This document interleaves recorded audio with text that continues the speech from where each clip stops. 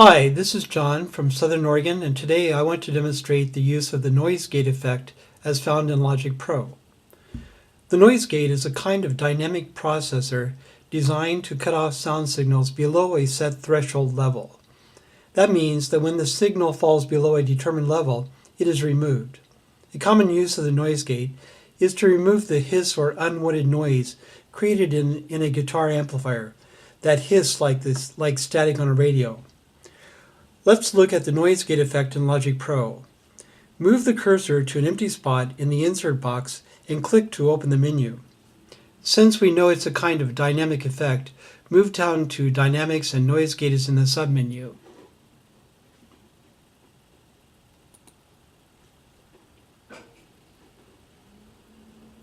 Click on Stereo.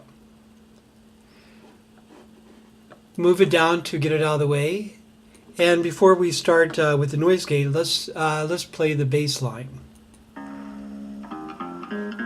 So the first thing we have to do in the noise gate is set the threshold level with the threshold slider. With the slider at the bottom, all sound passes through the gate. As we slide up, more sound is cut off from the bottom.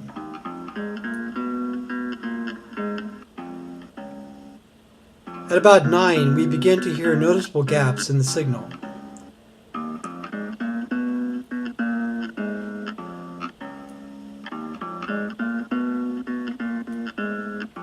The reduction slider determines how much the signal below the threshold is reduced.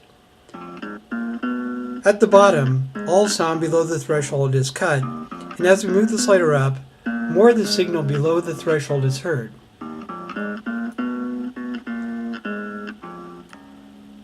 We just want to reduce the level of the signal below the threshold to enhance the musicality of the track, not remove it entirely. Next we have the attack knob. Sound moves through a gate, and this knob determines how fast the gate is opened. You might think of it as a water faucet. As the pressure builds behind the faucet, how fast does the water spurt out? Fast or slow? A low value means the water spurts out fast, while a high value lets the water flow build more slowly. So we'll move it up slightly. Sticking with this faucet analogy, the hold knob determines how fast the faucet shuts off after the signal falls below the threshold.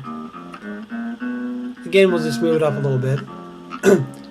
The release knob determines how long it takes the water flow to return to max volume after the gate is opened. And we'll move this one up too. So as you see, these three knobs determine the reaction time of the noise gate. So moving the attack knob up lets us hear the sound fading in and out in a kind of wow-wow form. Next, I want to look at the Look Ahead feature. I think of the Look Ahead feature as a kind of forward moving average. The further ahead we analyze the signal, the smoother the effect. The big transients get averaged down before they pop up.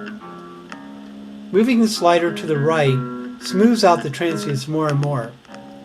A negative here is that for some programs, this might create some latency as the CPU is used up to analyze the signal.